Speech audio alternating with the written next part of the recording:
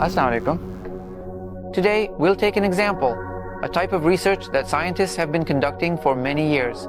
Many people often say that the research done in theoretical fields of physics, like dark matter and black holes, is unnecessary because, as they put it, we haven't actually seen these things, so what's the point of researching them? Or if we haven't seen them, then how do we even know that they exist? To debunk this idea today, I'll share an interesting piece of research with you. There's something in physics called dark matter. You might remember in previous episodes we talked about gravity and how everything that has mass also has its own gravity. We discussed how the Earth has its own gravity, which is why the Moon orbits around us. The Sun has its own gravity, which keeps the Earth close to it, and our galaxy has its own gravity, which is why all the stars stay together. Dark matter is something truly enigmatic that, when brilliant scientists initially started meticulously researching distant galaxies, they carefully observed the astonishing number of individual stars present within a particular galaxy. They then painstakingly added up the precise masses of all those countless stars, carefully combined their individual contributions, and diligently used their well-established scientific formulas to accurately calculate exactly how much gravitational pull, or gravity, there theoretically should be. If we precisely know the total mass of an object or a collection of objects, we can reliably estimate the inherent strength of its gravitational influence. This fundamental concept is formally called gravitational field strength. So these dedicated scientists knew with great certainty how many luminous stars were contained within a specific observed galaxy. They meticulously combined the individual masses of all those visible stars, and also thoughtfully included the significant masses of any supermassive black holes or other compact objects known to be present within that galactic structure. Then, using their rigorously tested and widely accepted scientific formula, they arrived at a certain precisely calculated numerical value for the expected gravitational field strength, thereby gaining a clear understanding of the predicted strength of gravity in that particular region of space. But when they subsequently conducted careful and thorough experiments, they astonishingly realized that the actual gravitational pull was consistently coming out slightly, yet significantly, stronger than their initial precise calculations had predicted. When they intently looked through powerful telescopes and diligently experimented to meticulously observe and understand what was truly happening, carefully observing the intricate movement and orbital patterns of the individual stars within these galaxies, they unequivocally realized that the observed gravitational force in that specific galaxy was demonstrably greater than it theoretically should have been based on visible matter alone.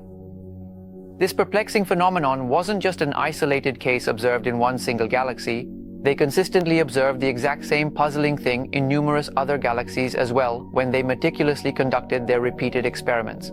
And this anomaly was not confined solely to galaxies. In virtually every vast corner of the observable universe they meticulously investigated and observed, they consistently found that the visible, luminous mass was surprisingly low, but the measured gravitational pull was inexplicably much, much higher. So they profoundly discovered that there simply wasn't as much visible, detectable mass as expected, but the gravitational force was undeniably and significantly stronger. Does this profound discrepancy mean that some fundamental law of physics is being fundamentally broken or violated? No, it absolutely does not mean that at all. When such profound and challenging problems or inconsistencies arise in the intricate realm of physics, brilliant scientists always try to solve them in a remarkably ingenious way that ensures no established fundamental law of physics is ever broken or contradicted, thereby preserving the elegant consistency of our understanding of the universe. Now they're conducting research on this subject, but how do you research something if you don't even know what it is? In such cases, scientists use different techniques that they've accumulated over the years. Here, they build detectors, underwater detectors inside the Earth, where they would observe whether any dark matter passes through or not. But scientists found nothing, so nowadays the most highly funded research is on dark matter. Theoretical research refers to things we can't see, things we haven't worked on much, so we solve them mostly through mathematics. Practical research is about things we can observe, like lasers and similar things. So this is a theoretical field that receives the most funding, because if we figure this out, it could tell us how the world will end. This is also a terrifying phenomenon that scientists are researching extensively. Another interesting topic that scientists are currently researching is time. You might think, Is time really something to research? We know what time is, we wear a watch and can tell what time it is, but time is a concept. For example, you think you played cricket today, you played football yesterday, and tomorrow you'll go swimming. So you say, this happened yesterday, this is happening today, and that will happen tomorrow.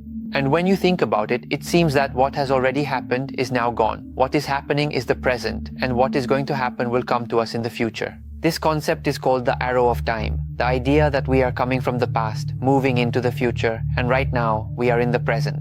From the very beginning, we have this concept built into us, this inborn idea that there is a past, a present, and a future. But scientists, as they are, have to question everything, whether it's really true or just a feeling inside us. So scientists try to see if time is actually a thing, what the measure of time is, and how we can measure time. Is there something that tells us time is passing? For example, if there is a distance of 1 meter, the farther I go, the greater the length becomes. But how can I indicate time? Is there something by which I can represent time? There is one thing called the disorder theory of thermodynamics. It says that if you have something in order, like if I have a box with red-colored gas in one corner and blue-colored gas in another corner, and I leave it, they will start to become chaotic, start to mix together. It will never happen that you have a mixture of both and you separate them, and as time passes, they become separated again. It's never possible that you have a mixture of gases, and after some time, one gas is on one side and the other gas is on the other side. So the theory of thermodynamics says that everything moves towards disorder, and it's not possible for things to start becoming ordered again. So scientists said, yes, this can be a measure of time, that we can say time is the measure of disorder. The more time passes, the more things move into disorder. And this formula can never be broken, because if something starts to become ordered again, it means time has started to go backward. So scientists said, okay, this should be the measure of time. And then they based their physics research on this concept. Then they solved math problems, and then they understood everything. Now the problem is that when we use this concept of time and the theories we develop from it to solve problems, we get correct solutions. And then, when scientists think about it, there are some scientists who say that time doesn't even exist, that time is just a construct, something we've simply imagined to exist, and in reality, it has no physical significance. And when you approach your formulas with this mindset, when you remove the variable of time, you still get correct solutions. And there are some very strange and unusual theories about time. Whenever you solve a theory, you get correct solutions. So now scientists are debating how to actually determine what time really is. If we're getting solutions with all these approaches, can we conduct an experiment that will reveal the true nature of time? Another incredibly interesting and profound phenomenon that we have previously dedicated an entire episode to is the enigmatic subject of black holes.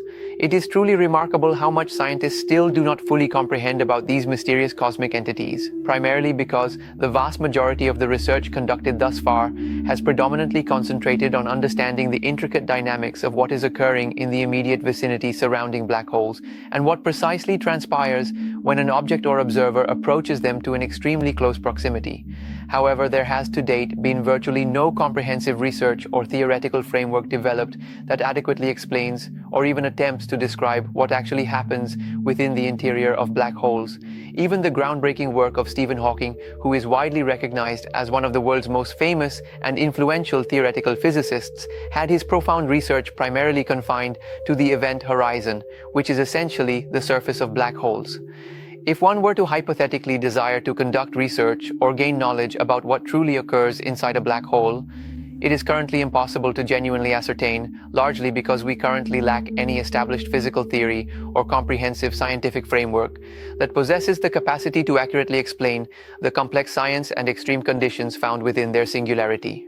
Consequently, due to this profound lack of empirical data and theoretical understanding, there are numerous incredibly bizarre and often speculative ideas that scientists and theorists have conceptualized and proposed.